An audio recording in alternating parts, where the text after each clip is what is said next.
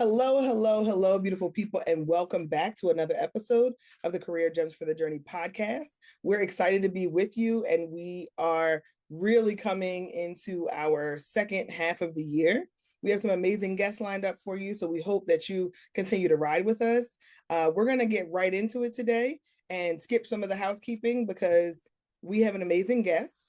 And our amazing guest is going to give us some tea and help us to get a broader perspective from an HR perspective. So I say that because we've talked in the past, and if you were at the Career and Care Summit, if you have been following this platform for a long time, we believe that HR should be a strategic friend inside of your organization. And oftentimes that doesn't feel accessible if you don't know how to approach them or how to leverage them or how to even build that connection.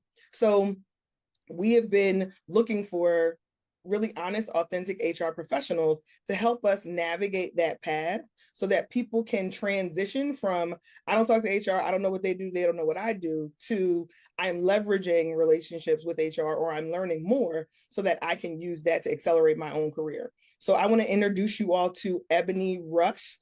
Welcome to the podcast, Ebony. Well, thank you for having me. I'm going to read your bio. You're welcome. I'm excited to jump into this conversation.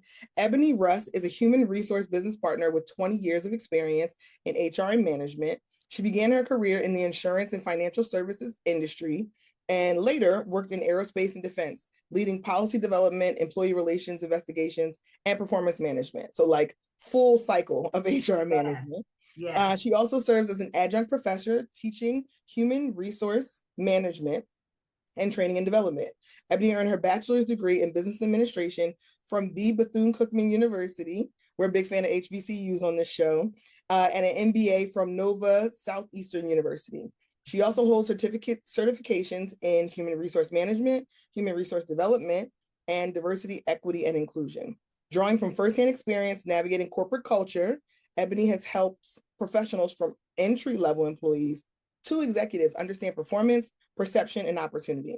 She's the author of Tea, Tactics, and Tenacity, 10 Tips to Thrive in Corporate America, a guide inspired by the lessons she learned and now shares to empower others. She's originally from Miami, Florida. Ebony is an active member of Alpha Kappa Alpha Sorority Incorporated and enjoys family time, cooking, traveling, and life as a proud dog mom to her Yorkshire Terrier, Creed. Welcome, welcome, welcome, Ebony.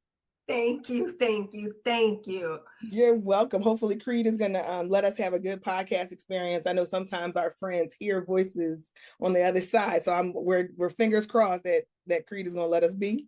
He is sleeping literally in the chair behind me, so if you see me scooting up, it's because he needs more space. He needs more space. Okay. I saw him getting ready to get busy, and I was like, get up here and sit down. Get up here and sit down. Okay, thank you so much for that. So just give our audience a little bit more. We read your, phenomenal bio and all the experience that you bring to the table, but give us a perspective on how you got started into HR leadership. Yes, absolutely. So I always tell the story that when I went off to college, I didn't really know what I wanted to be, who I was yet, or what have you. And it was during the time that Boomerang came out. And oh my gosh, what a vivid imagery. Halle Berry was the big marketing exec, right? So I said, you know what? I want to make commercials. I can do that. So I majored in business administration with a minor in marketing. I thought I was going to really make commercials. It didn't really work out like that. My sister said, hey, you need to pay your own insurance. I'm not helping you out anymore. And so I was like, let me get a job. Okay. And so I fell into just a quality assurance role, but it had the element of teaching and helping people learn scripts and, in a call center. So I liked it enough. And then I went into my big girl job of learning and development. And so that was my first intro into the umbrella of HR. And I focused on employee and leadership development.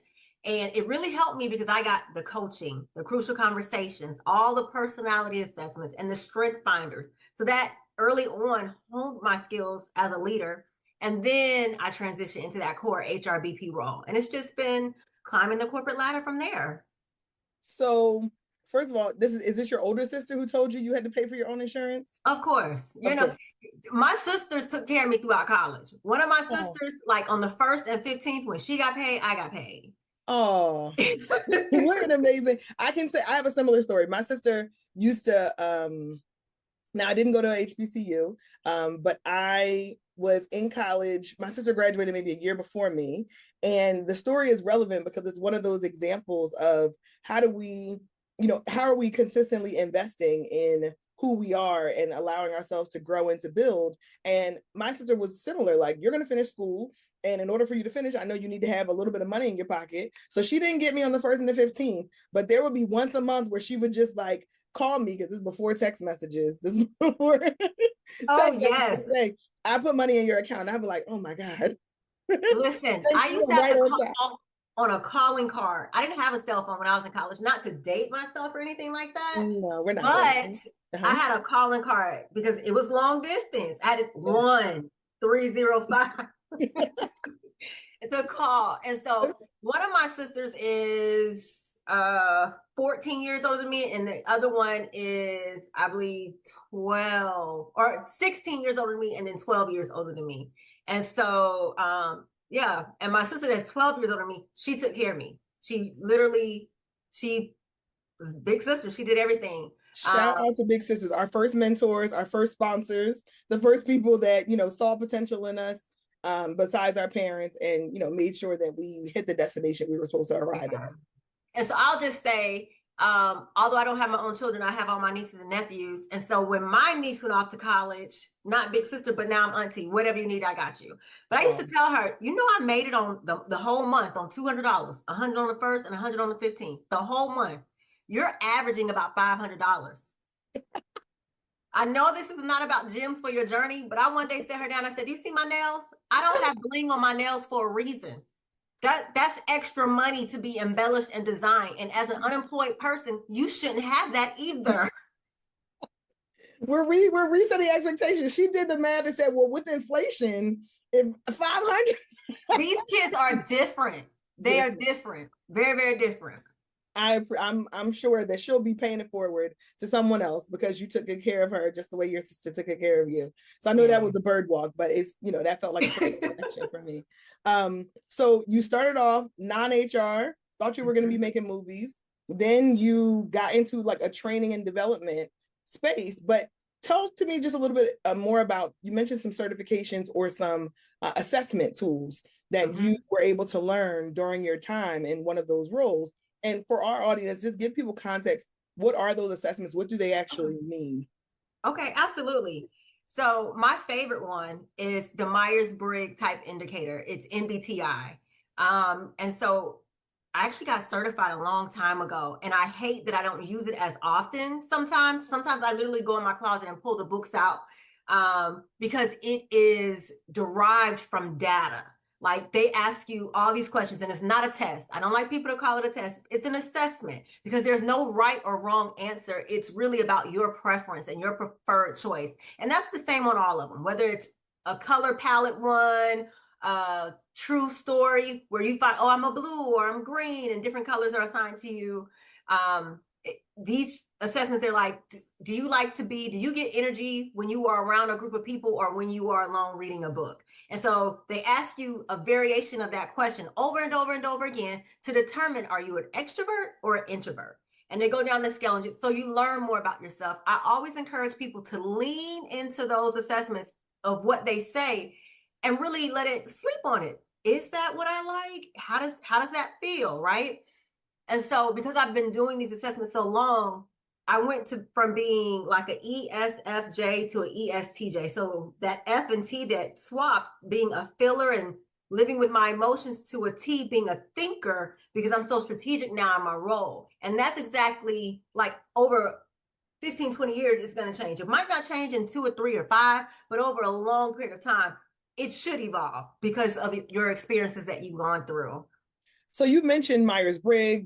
We also talked about Hogan assessments on this platform. We talked about Strengths Finders. And I love that you mentioned the idea of leaning into them, because I think oftentimes people are either leery of assessments or they take them too seriously. It's one extreme or the other, where they're leery to say, well, it's not going to tell me anything new. It's not worth the time. They keep asking me the same question. Or the other side of the spectrum is, the assessment said this, so that means I'm this. Or the assessment said that, I need to learn how to be better at communication, so I need to do it. I like to remind people that assessments are also a snapshot in time. So to your point, it's not something that will change year one, year two after you take it if you're comparing them, but it can be helpful to say, like, where were you at that time and how important were those skills to the role that you were in? So not you as a person, but how important are the skills that you need to develop in the role that you're in? Were you going to add to that? Yes, I was going to say you're absolutely right as far as them evolving, especially like MBTI. If you ever look at that report, there's a spectrum. It's a 0 in the middle, and I think it's maybe 50 on one end of being extroverted and a 50 on the other end of being introverted. I can look at multiple ones, and I try to keep them of when I've taken the assessment, and I've watched the 50 because I identify as an extrovert. I am very extroverted, but I've taken it and I've seen it come down from 49, 30, 20. My most recent one that we took in 2022, I was on the introverted scale, but like a 2. So one of the exercises they do when you go through your results and find your results, they ask, is that, like, do you feel that? Like, they do a little mock one where you rate yourself before you actually see the results that the assessment gives you. And I was right past that spectrum. And I think but I identify as an E because I know who I am. But I think it's because of my experiences at work. When I come home, I'm drained. Yeah. I am a T, but it's because I'm forced. I'm not forced, I'm paid well, but to be a strategic thinker. But at home, I'm very much a filler, right? I don't present with a lot of emotion in the workplace. I have a very good poker face, and it's because of my job. But I identify as a filler and being extroverted. So you were right. They can change. They can change. So talk to us just a little bit about kind of the behind the curtains of, you talked about assessments first. You also talked about kind of having a full life cycle management in HR. So that comes from, I know folks might hear words like talent management, talent acquisition. What is a full life cycle of an HR professional kind of look like? If you think about where you started early in your career till now, and all of the different parts of HR that you have seen or had your hands in. So yes. So I always say growing up in HR, I touched on a little bit of talent acquisition. So that's the hiring, sourcing and finding talent for roles. I've touched on a little bit of the compensation, a little bit of employee relations, investigating workplace policy violations, conduct, things that violate EEOC, a little bit of those. But org design, those are all the things that we used to have to do by ourselves, whereas now most companies have like a center of excellence that will do those things, or they have a shared services for a lot of the HR questions. It's not a one-stop shop. In my role now as the HRBP, I am the integrator. I'm the point of contact for the client, the first line of defense for everything that they need. I may then tap my talent acquisition partner or my compensation consultant, or you know what? This investigation is going to grow legs. Let me contact ER for them to do this. Or this is one of those Title VII issues. Let me call ER or labor relations, depending on what it is. But I'm the integrator. Most of my day is spent doing strategic consulting with the leaders in the organization. I'm very focused on the employee experience, on development of our people, and still like talent and succession planning. So help me understand a little bit better and help our audience understand, if someone is navigating, building a relationship with their HR business partner, because I think we need to all have friends in HR. How do you get familiar, or are you responsible for getting familiar with the actual business partners' obligations, responsibilities, and the roles that they have in their organization? How much do you have to learn about the business before you support your business partner? you want to learn a good bit about that business so that you can speak to it. When I'm reviewing job descriptions, I need to know, like, we write a job description and you probably do about 70% of what's on that paper. But what does that look like on a day job, right? This is the application is, I mean, this is the theory of what you do, but what does that look like when you apply it, right? So I need to understand what those tasks and duties look like. I need to understand the complexity and the scope of the work when you talk about it. So I need to know the business. And then eventually, I really spend time trying to get to know the people. And as I see employees, they'll talk to you. Because honestly, typically, sometimes in the building, HR doesn't have a lot of friends outside of HR. Yeah. People Mm-hmm. don't want to be HR's friends. Sometimes I have to remind people I'm just another employee. Like I'm always going to speak positive about changes of things, even if I got to go in my car and be like, ugh. But I'm an employee too. I have feelings just like everyone else.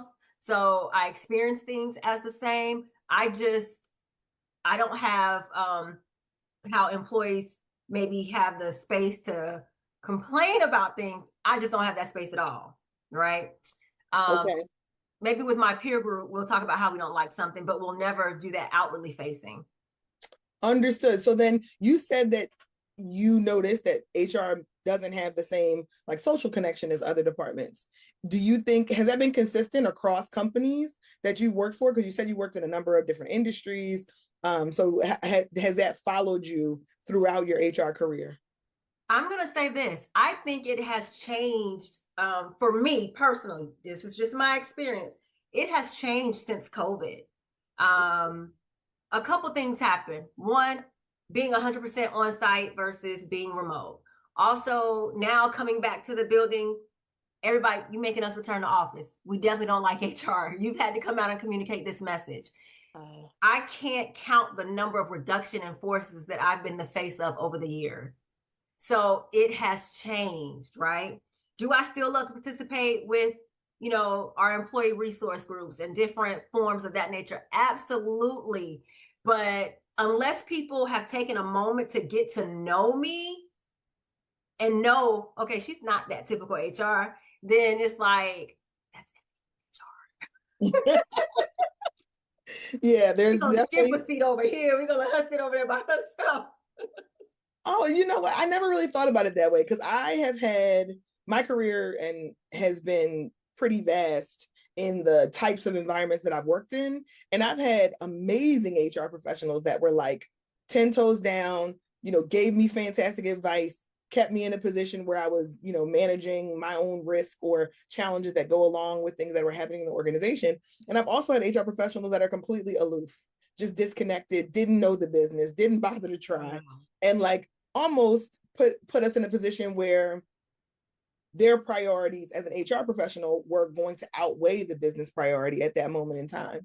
So I've seen the full gamut, right, of good, bad, and everything in between when it comes to HR. But I never really thought about the concept of how it always seemed like HR was insular on purpose. But it seems like maybe folks are kind of trying to figure out a way to be comfortable and build a bridge, which is hopefully that person is listening to this episode and we can encourage them to find a Yeah. way to be able to connect with their HR partner, not just as an employee, but like to your point, like as a human being, they're still Yeah, people.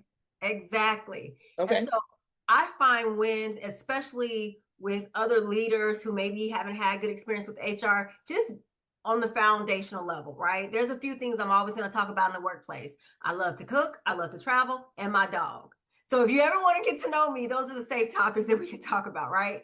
And people typically find something common to talk about, and that's how we start building the relationship. And then when you see me, you're like, you know what? She's buttoned up. She knows her stuff. She gave me good consult during this. And so I have found, even with tougher client groups that I've been, or like if there's a restructure and I have a new client group, how do I build that relationship with the leaders? How do I get them to know me and trust me? And it has worked well. And then it's about getting the employees. I'm on the floor. I'm visible. You see me. It's not just when it's an issue. I might not eat at the potluck, but I'm gonna slide by just so they be like, oh, she cares. She stopped by. Those things matter. It does. It I'm does. not eating anybody's 7-layer dip. No, thank you. No, thank you. And that's a different podcast for a different day. But I my point, understand. and so it's about being visible so they see you and they know you. I like to talk to them and ask them questions about what they do, understanding what they do. So when we're in calibration meetings, when we're having, succession planning topics, I actually can put a face with the name of an employee and say, you know what, it's been my experience. Leah does all these great things. Whenever I'm in a meeting and she presents it on XY topic, like I can still advocate for employees. Anytime there's a posting, the recruiter, or I don't want to call them recruiter, they're now talent acquisition consultants or partners. When they reach out, they're asking, hey, do you have any thoughts on, this person, or this person applied for this role? Are you supportive? Absolutely. So wait, don't go any further, because you just dropped a couple of gems, and I just want to like make sure that we get close on them. Okay. First, you said that if the question ever comes up about a role or an open position, that someone may reach out to your HR business partner to say, are you supportive? And I think that's a key element that a lot of people don't have a clear perspective on. When you think about what's happening behind the scenes, or what's happening in rooms that you're not in, I think that's a great reminder for folks that there are people who have decision-making ability, decision-making influence on your career that are in HR, right? So maybe the manager is the first line, but then your HR business partner might also be someone who gets tapped when you're applying for a new role, or maybe you're doing a stretch assignment. They may check in with your HR person to see where you are performing kind of in the total ethos, not just how you performed in this one role you might be in now. So I think that's really important. And it seems like oftentimes folks don't realize that. You also mentioned something around calibration meetings, and you mentioned succession planning. So you said them so casually, and I know that's probably something that you're like rolling off your tongue all the time. But for our audience who is more navigating being a subject matter expert in their career, maybe they're an operations leader, maybe they sit in marketing or they sit in sales. Tell us a little bit about what a calibration meeting actually is, and then how that feeds into what is a succession planning process. Okay, I'm going to run it all down. You said something too, and I meant to piggyback on that. When you talked about your HRBP not being connected to the priorities of the organization, let me say this. Any HRBP worth their weight aligns their goals with the client group that they support, their goals. So my HRBP goals really mirror what that plan is for the year. I always ask my leader, hey, what are your priorities for the next fiscal year? And that's how I align my goals, because I'm in step with my client group. That's number one. Number two, when I say, am I supportive? Even if I don't know you, I'm supportive as long as there's no HR documentation on the file. So I'm going to check that as well, right? If you're on a performance plan, a PIP, then there might be some cause for concern. And if you are on a PIP, that doesn't mean you can't apply. You just can't apply for the same type role, because if you're struggling in this role and you're not able to fulfill the duties of this position, you can't go to something very similar. Does that make sense? So now you've opened the aperture wide now, because everybody knows what a PIP is, right? Everybody has heard the term. If you've managed people and had to manage a PIP, or you've ever been put on a PIP inside of an organization, it strikes a nerve almost instantly. So I'm curious, how much can you tell us about what PIPs are used for from an HR perspective? How much can you help us to understand? There's normally a perception that PIPs and PIP stands for Performance Improvement Plan. Yes. For our listeners. And there's a perception that PIP is just a documented way to manage you out of the organization. So these are the kind of questions, right, that folks are now trying to figure out. Is this real? Is this not? And that's why we wanted to make sure we brought in actual HR professionals so we can give the lens from your, honest experience. So what are PIPs typically used for? When do they come into play? Okay. I'm going to get right to it, because you and I, we can talk all night. I already know it. I see it. Yeah. Okay. So let me answer the first question. Okay. Calibration meetings are used when we calibrate about performance. It is typically before your annual merit planning time. So it's probably done a solid 60 to 90 days before you see your money in your check, right? Because there's a whole process. Leaders get together as a small pod and assess their team and measure each other, who's the top performer, who's a A+ performer, because you're doing what's expected of you. That's still good, solid performance. Who might be low performers, right? They look at your performance.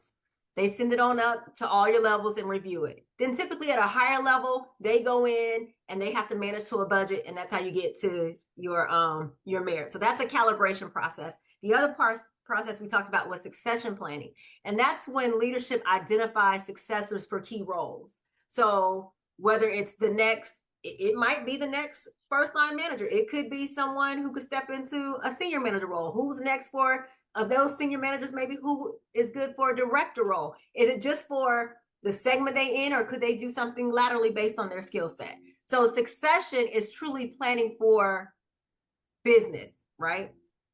And then a PIP, as you mentioned, okay, this is just me and my experience and how I consult. I do realize all HRBPs are not created equal. They're not like me. I get that. So yes, sometimes people can feel that once I'm on a PIP, I only have X amount of time, right? They're going to manage me out. My goal before we even get to a PIP is that we have exhausted everything so that you can perform at the desired expectations of the role. Now, I'm just going to be honest. If you do get to a PIP, you probably need to be looking for another job. You probably should, unless there's something that you can do to turn this performance truly all the way around, they can say, okay, you are performing, right? That's the only way. Yeah. And while you're on a PIP, you should have options. Can you apply? And you should be asking these questions. Can I apply for another job while I'm on a PIP? Instead of me completing the 60 or 90-day PIP, can you offer me a severance package? I might be willing to go today. Like, it's okay to ask questions. That is your time. I absolutely love that you introduced that, because I was not going to go that direction, but now I have to. I love, we got to do it. One, I love that you were honest about, what PIPs tend to be. It seems to indicate an inevitability for most people, right? Like, obviously, there are anomaly situations, but for most people, it seems to be an indicator that things are going south for you in the organization, and it's time for you to make some choices on your own. But the fact that you said you can ask the question at the time where you're in a PIP discussion to say, okay, well, why don't you offer me a package? How can we amicably leave the organization? How do we make that separation? Talk about what that actually could look like. And I'll give you context. Oftentimes, when a restructure is happening in an organization, people understand that severance is an option that's on the table, right? Your job was eliminated. That typically comes with some kind of severance. There's a calculation that goes along with that. So many of us have been laid off in this point, right? And by 2026, some data that we did as an organization, 40% of people have been either laid off, severed, or are underemployed since COVID. Yes. So when you think about just the way that pendulum has swung, so we're more familiar with the idea that there was a restructure and your job was eliminated, less familiar with the idea of a manager who now normally PIPs come directly from your reporting manager. And when that conversation gets introduced to you, that you can reach out to HR and say, what, if you want to consider, maybe it's best that we cut ties now and I don't want to take the path with the PIP. And so companies do very different things. And I've seen both ways. One, there's no package at the end of a PIP. I've seen some where there's a package when the PIP is presented to you, option A, option B. Do you want to go on this PIP and change your behaviors and stay with the company in hopes that at the end, your performance is satisfactory and you stay? Or today, you probably have 3 days, maybe 5 days to review the PIP, sign it, or take a package and exit the organization, right? Okay. And so if you say, hey, I want to stay and fight for my job, at the end, you won't get a package at the end now. So I've seen it done both ways. It just depends on the organization. But the questions I always tell people to ask, or in meetings, if people don't say it, or if people don't ask, I'll say, during this time, you are able to apply for, other jobs. They need to be reviewed by HR before you apply. Or I'll say, you are eligible for rehire. Like, people need to know what their options are. And I'm very big on that, because some people just don't know what they don't know, as you said, to ask those questions. Yeah. I think what you have shared here is gonna like set somebody free. Because seriously, because first, this is Leah speaking. I believe if you're going to get put on a PIP, you should make your exit immediately. That's my recommendation for my clients for the most part. Now, most of my clients are not navigating performance challenges, but as someone who managed people, large teams for a long time inside of corporate, once as a manager, I've gotten to the point where I am willing to do the extra work, because it requires the manager to do extra work. I got to meet with you more frequently. I have to track. I got to provide data. If I'm getting to that point, we've already exhausted all of the options, and I am now making sure that legally I was just about to say transition you outside of the organization, because it's not a fit. And probably at that time, as a leader, you're exhausted, and you don't want to go through with it anymore. And it does take a lot of a manager's time.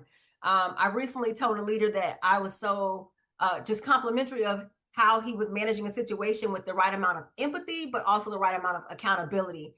And sometimes going down that path, leaders are on -10 for empathy, because I've given you chance after chance after chance after chance.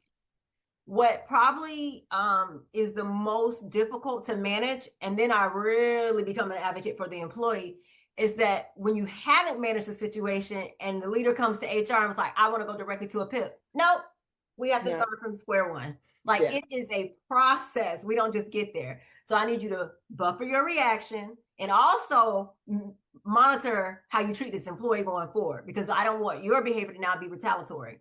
Yeah. I mean, I'm thrilled that you said that, because what I also have noticed is sometimes people get promoted to be a manager, but they don't know how to lead people. And if you're leading people, I mean, let's just we're friends here, right? We're amongst friends. So if you're not capable of leading people, then you having to manage their performance in a way that's going to positively impact the business is actually a skill. So it's something that should be learned and developed within the manager. And what you get to see is these grand, outlandish stories of managers who are not capable of actually leading people, didn't do the right development steps, and then they put people in a very toxic situation where it does feel very retaliatory, and then your HR gets weaponized against the employee. So I like that you explained to them you have to be empathetic, and you have to check yourself as a manager. And I think oftentimes, if that is done well, then there is hope for redeeming your role inside of your organization, because you believe you have internal advocacy. But the power dynamic between a manager that's already decided that you shouldn't be in their organization, you shouldn't stay, and you as an employee can get so negative so quickly. That power dynamic, or that imbalance, really can send people running out of an organization that otherwise they would have been willing to stay in. So I'm glad that you said that, and I'm hopefully someone who's listening hears something that impacts the way they see their organization or how they would choose to advocate for themselves. Yes, and you mentioned it. I forget what the statistic is, but I was writing it down. The highest percentage of people leave the organization because of their first line leader, right? It's not, it could have been a great fit, or I've actually seen people that were on one team and they just didn't mesh well with that leader, but then go to the next opportunity and thrive. So sometimes, and as much as I try to empower my leaders, give them what they need, make sure, because that's what HR is for. If we could manage great leaders and have great leaders, the HR risk will be so minimal. Yeah. But then it brings the question, Ebony, and you're doing such a phenomenal job. You're leading me right to the next question. It begs the question then, how are we assessing, and when I say we, I mean you in the calibration rooms that you're in, how are you assessing people who are getting promoted to manage people? What are the critical kind of questions that should be being asked before someone can be put into a role where they can have direct reports? Because that is such a powerful position that impacts other people's careers, their livelihood, their lives. And if we could manage great managers, then your HR risk would be lower. So then how do these people keep getting promoted to be managers without having it scrutinized as to where their development areas are? You know what? That's a fully loaded question. Unfortunately, sometimes a first line leader, especially in like maybe manufacturing and different things that's very tactical and that has a lot of KPIs and like hit these metrics, unfortunately, sometimes those people are promoted because they're top performers, right? In some of the other spaces, people are promoted because they have the relationship, right? And so that's why I tell people I talk about it in my book, that you have to have a good balance of great performance, visibility, and the relationships so that you get promoted. There are sometimes people are promoted and I was like, we picked who? Like, I didn't get the vote today, right? Like, why would we do that? And you know someone, we've got to come in, hey, coming into this, here's some things that you should probably anticipate. Here's some things that you might need to shift and do differently. Sometimes it works well, sometimes it doesn't.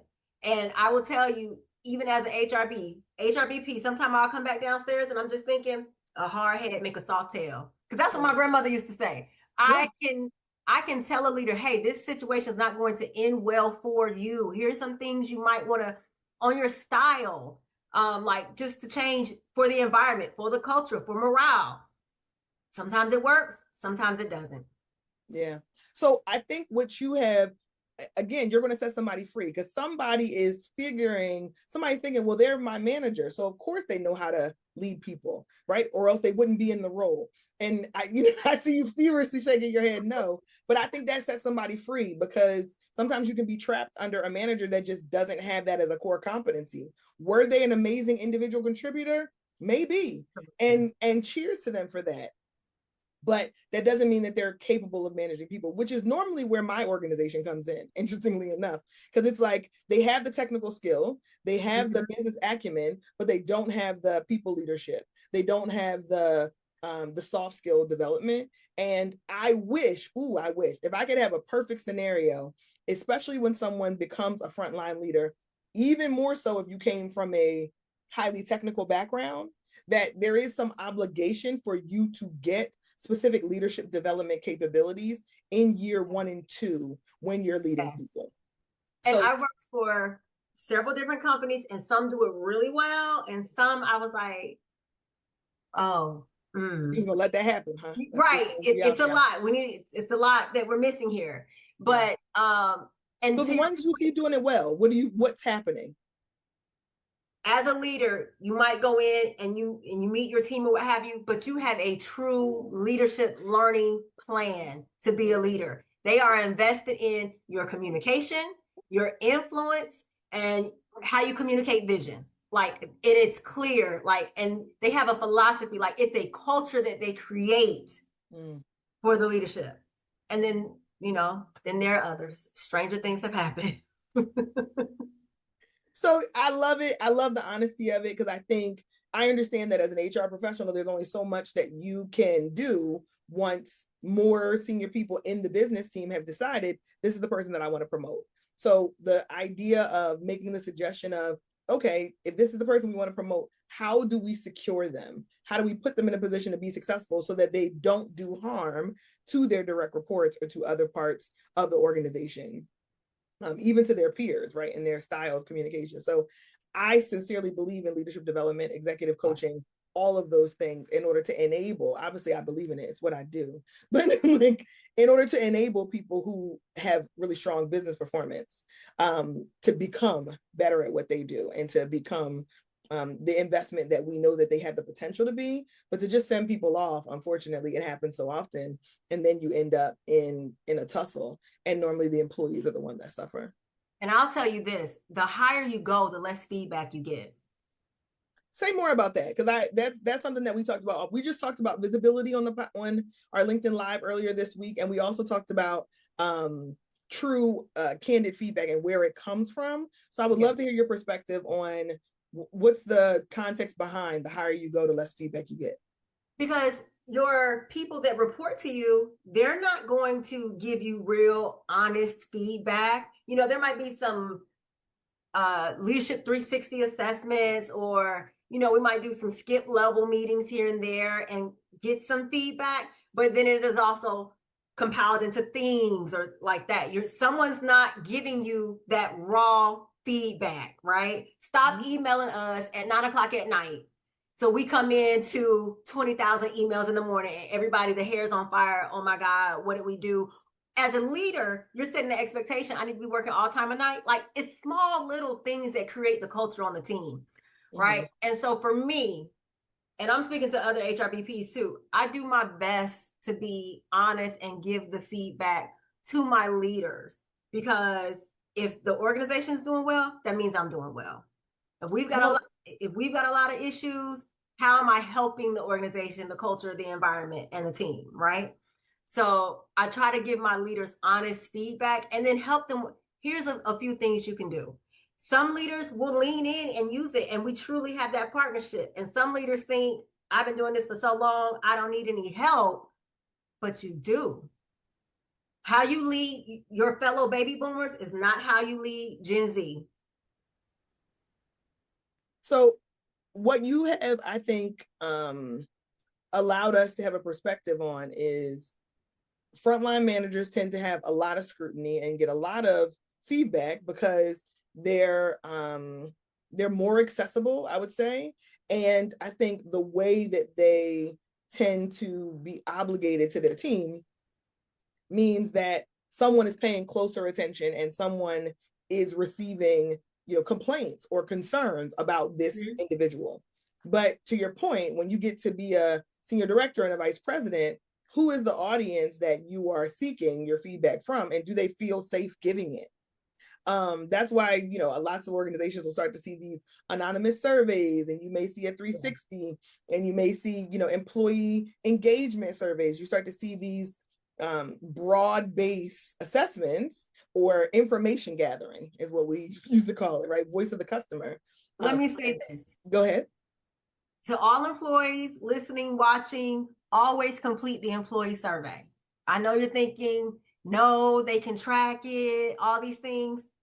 Legally, it should be so far removed that it is not identifiable. Now, if you sit at the desk and you always say, oh, we finna cancel Christmas, and then you write that as the verbatim comments, then they're gonna know it's you, right? We're gonna know Tommy said that, right? So don't do it. But as far as like the strongly agree, less agree, like those questions, answer those questions.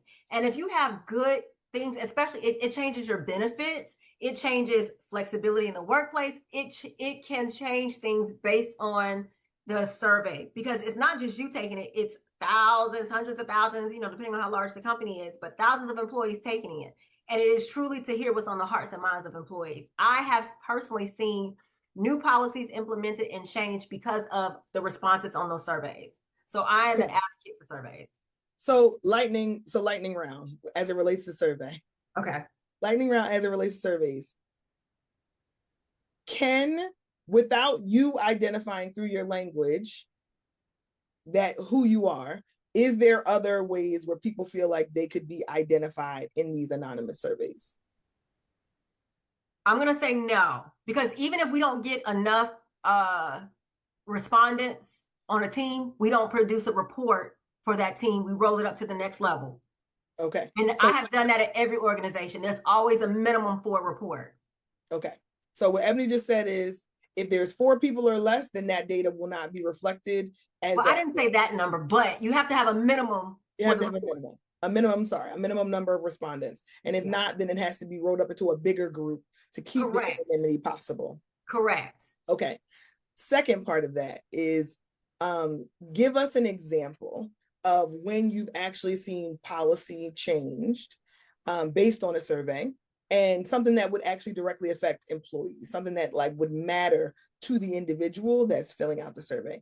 And I'm asking that because folks are saying, I'm filling out the survey because you want me to give you data. I got to take time out of my day job, stop what I'm doing to give you the information. You have the information, but there's no benefit for me. You want to track it. You want to know, you want certain questions answered, but I don't see a correlation between me filling out the survey and giving you more information and not focusing on my day job for that 20 minutes or whatever that time is, how does that actually affect me as an employee? So can you give us an example of something that you've seen survey data inform and then actually hit an employee's real life? Yes. So I'll give you one.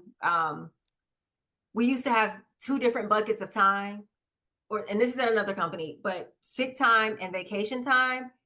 And managers spend a lot of time to say, like, oh, was the person really out sick? You're not supposed to question the validity of the absence and all these things. And so they just took it away and combined it to have one bucket of time. And that was a win for the organization. People love that. People across the whole organization love that. That's one. I'll give you another one on an even lower scale.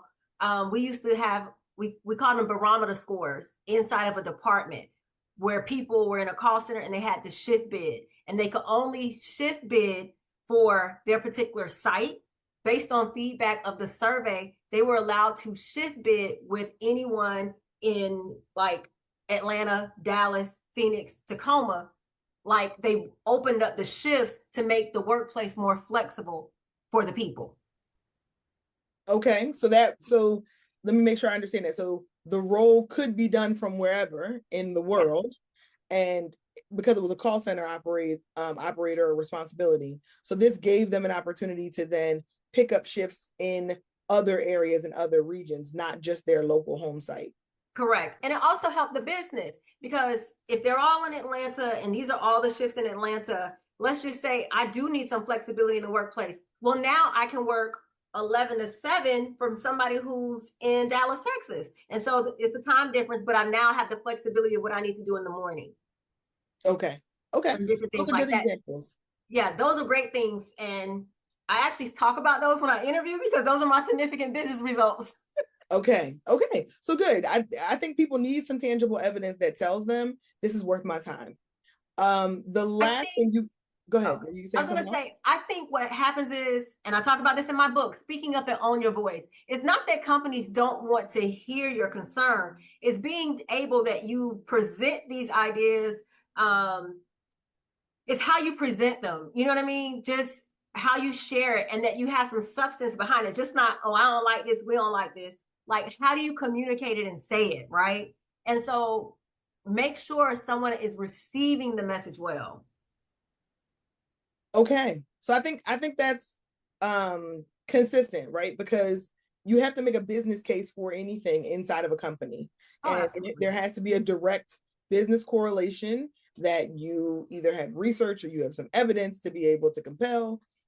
So I agree with that. I think that, folks are trying to figure out, am I actually helping myself? So I wanted you to give some examples to figure out, to help people to decide what's in their best interest. And is participating in the survey, giving feedback on your manager anonymously or on your skip level anonymously. How does that help? Where does that information go? How does it land? So you mentioned that you spent some time in compensation. And I think that's probably the area where people feel like they know the least about what happens in an organization. And without giving out any trade secrets, what is a compensation review? And does it matter where you live, where you're based out of?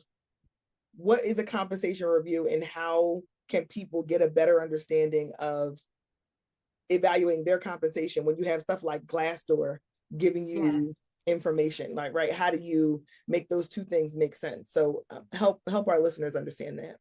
So broadly, in the last few years, we've had all the laws around pay transparency. Mm-hmm. So most companies now, on your web page, on your intranet, or whatever it is that you're using, you probably have some sort of pay philosophy going on, or they have some compensation statement, or how we view labor. I'm trying to think of all the things that I've seen floating around lately, because they word it differently, but how they view labor. And so that's what you need to know, the direction for your company. There are some things that they have to comply with legally, where they have to post the salary on all the roles now, especially in specific states. I think it's like 10 states, like all the Northeast, California, Arizona, the problematic states. And we're in the Northeast. I know. And so they post that information and it's public and you can find it. Of course, certain markets are paid more. But there are some companies, and most companies pay for the cost of labor in the market, not for the cost of living, because the cost of living has increased everywhere much quicker than anybody's salary. So companies pay for what that labor is in the area, for the task and the role that you do. How much should we pay for that? Not because we know gas is $5 a gallon. Interesting. So that, because two questions. I love the idea that now you're like breaking down language. Cost of labor and cost of living are probably concepts that most folks don't get to come across. They don't know. They don't know. And to your point, in this dumpster fire of a current economy in the United States, I just have to be honest about it. This economy is really putting a ton of pressure on basic living, right? Cost of living for every individual. And, you know, we've had other folks come on the podcast to talk about, you know, should merit increases have to keep up with the cost of living? I don't think I've seen a cost of living increase since 2007. Like, just like pensions, cost of living increases are a thing of the past. Wow. Okay. Since I haven't seen one, and people used to be like, oh, we're going to get COLA. Oh, we're going to get cost of living increase, you know, an adjustment, cost of living adjustment. And companies stopped. Who can afford that? Just like you sit down on the first of the month and you look at your Excel sheet and you're doing your checks and balances and you don't have any Starbucks money, these companies are doing the same thing on their Excel sheet. And there were some things that were nice to have, and there are some things that they have to have. And when legally they don't have to pay for a cost of living adjustment, they're not doing it. Got it. Now, the other question you asked me was about compensation. Every year, companies should be looking at the annual market and saying, hey, should there be some pay increases based on the market for these jobs? Every company I've been at, they do that every year. It's probably done in partnership with employee relations or labor relations, because it's impacting all the employees of what is the right price for the role and market. Companies should also be looking at like diversity reports of compensation. Why are all of the people of color, that's everyone who's not identifying as white, paid significantly less? Where are we at with that? Are we making adjustments with that? Is it the same person in the same role? You got 3 men making $300,000, and here's a woman, same role, and you're offering her $225,000. Why? What are we doing here?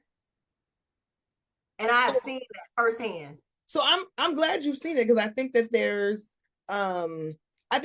is a trepidation, right, for people to address compensation concerns inside of an organization. So I think, and as someone who's actually sat in the org, had compensation evaluations done on my role, but also been responsible for doing a comp evaluation for people that reported to me, these things do actually happen. Yeah. We can't always say what the intention was for how it got there, but we can course correct when it's, you know, when the evidence is clear that a change needs to be made. However, it seems more often than not that people now are, you know, there's a concept called job hugging, where people are not really willing to ruffle any feathers, right? Because the economy is bad, the job market is very difficult. You know, people are holding on or hugging jobs way longer than they would have in a 2022 economy, right? In a 2023 economy, even. So I like that people are hearing from you and getting this perspective, because it's something that they're probably going to be able to put in their toolkit for the future. But a lot of people, there's just an overwhelming fear and trepidation because the job market is so difficult. So they can't make a transition as easy as they would have been able to do during the Great Resignation or during other booms. And let me say this to those that are in the middle of a season of transition, a season of change. Do not get exhausted or have interview fatigue. I know the process is probably seeming a little longer, the time it takes to fill a role versus before. I would say stay encouraged. I know sometimes I can tell you, we opened, a role before, and in 1 week, 700 people apply. And it's not that you're not qualified, that you didn't have the skill set or something was wrong with your resume. 700 people apply. You're just not getting a good look, right? Mhm. Between the people that were internal applicants or who had a employee referral, I probably only got 30 resumes that I've looked at, and those are the ones, okay, great, let me send these to the hiring manager. And these other 670, it's a mass disposition because it's one role. I don't need 600 more candidates. I've got a solid group of candidates right here. So I don't ever want anyone to get discouraged because they don't know. You and everybody and their mama apply for this job. Mm-hmm. So I think it's encouraging in one way and discouraging in another way. Because I think it's encouraging to know that referrals and internal candidates still, or internal referrals still get considered first, right? Before the traditional applicants. That's evidence that we can then use, and folks can then say, okay, well then how do I build my network? How do I get an opportunity to be referred? As opposed to being, what I like to call a black hole candidate, where you're like tossing a resume in there and hoping it works out. But I think the honesty that you're presenting on hundreds of people are applying for these opportunities because so many layoffs and restructures have already happened in other companies, that you have people who are overqualified for roles, you have people who are grossly overqualified.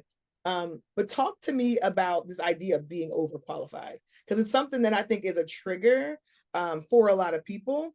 And I wonder if there's any perspective that you can give to folks who, maybe may have been in a senior level role, but experienced a layoff or a restructure, and then are applying for more junior level, director level roles, maybe, and they were a vice president. What does being overqualified actually mean to you as an HR business partner? I mean, if it's a VP to a director, sometimes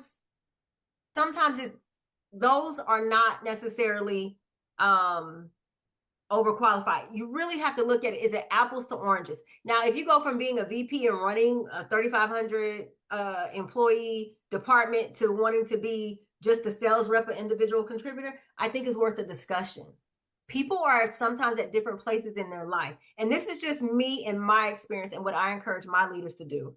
I'm not everybody thinks like that, right? Some people will just pass on that resume. Some hiring leaders can be intimidated by someone else's resume. Let's just be honest.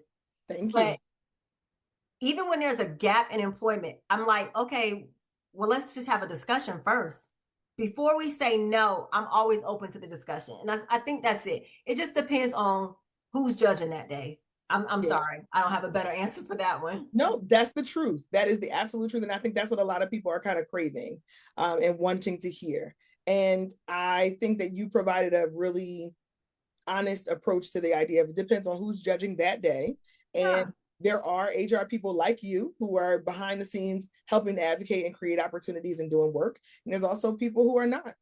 And even your point on a gap in employment, at this stage, I don't know who doesn't have a gap in employment in their resume. Like, it's about 50-50, right? Where people are going to have some kind of an identifiable gap. And we worked with folks to figure out, how do you tell the story to explain what you were doing during that time, what additional skills that you were able to use or develop during that gap in employment, or that you were actually thoughtfully, taking time away from working. Yeah. So, and I talk about all these things in my book. I was going to talk. I always say, we recently learned the rules of UNO. But what if you came in knowing the rules to corporate America? How much further you would go, how much further you would be in your career. And so that's all I want to do, is help somebody, educate someone so they can avoid some of the pitfalls. So just talk a little bit more about your book. Where can folks find it, and just what kind of inspired it now for you? Because this was a recent project. So congratulations on writing your first book. And I know you're building some events around it. So give us some perspective on the book, the work that went behind it, and what you're hoping it will accomplish. Okay. So it's called T, Tactics, and Tenacity. It's 10 Tips to Thrive in Corporate America. It's available on Amazon, or you can go to my website. It is 10 tips. It's the T, which is the corporate story. I'm being very honest and transparent about things that have either happened to me or somebody that I've observed that's happened. I changed names, places, dates, and times to protect the innocent, the guilty, and maybe even the little crazy people. And then I give you tactics to avoid some of those pitfalls, to overcome some things. These are real tangible things that you can do. And some of them, I'm honest, like as far as setting boundaries, I'm still trying to use some of those tactics myself. Sometimes it works, sometimes it doesn't, but I'm still trying. And then in the end, it's the tenacity. It's just, how can I encourage you? One of my favorite things that I put in the book, and I was like, I read this somewhere on Instagram, and it said, if a taco can fall apart and still be great, so can you, right? We sometimes let one mistake tear us down. You're not defined by that moment in time. Pick up, pivot, reframe it. Just like you said, well, that can be discouraging. Well, reframe that. Really, now it's knowledge. You're operating now from a place of power. You didn't know that before. So how can it be discouraging? Because now you are able to do something different about it, right? So it's all about perspective. And I'm hoping people get the book, buy it for 5 friends, read it and feel inspired and encouraged, and then go out and get your dreams. Go out and do it. Like, what else are you going to do? The time is going to pass anyway, so you might as well pursue something that really matters. And career is a big part of that. So thank you so much, Ebony. We're going to keep your book, your website, and your show notes. Are you on any social media platform that folks should follow you on, or how do you want them to connect? Yes. So my website is www.ebonyruss.com. My Instagram is ebony, EBONY .russ, RUSS, as in Sam, _ So, but yeah, easy to find. I look forward to connecting with everyone. And thank you so much for having me. And we are like perfect, because I don't know if you see me fidgeting. I'm trying to keep this dog. He done dropped 3, 4, 5 toys at my feet. It's been a long day for him. He's starting to get a little rowdy. He's ready to go. Well, thank you so much. We appreciate you joining us, and we'll be in touch. I think we're going to see one another again soon. Yes, we are. Thank you. Have a great night. You're welcome. Take care, Ebony. Bye.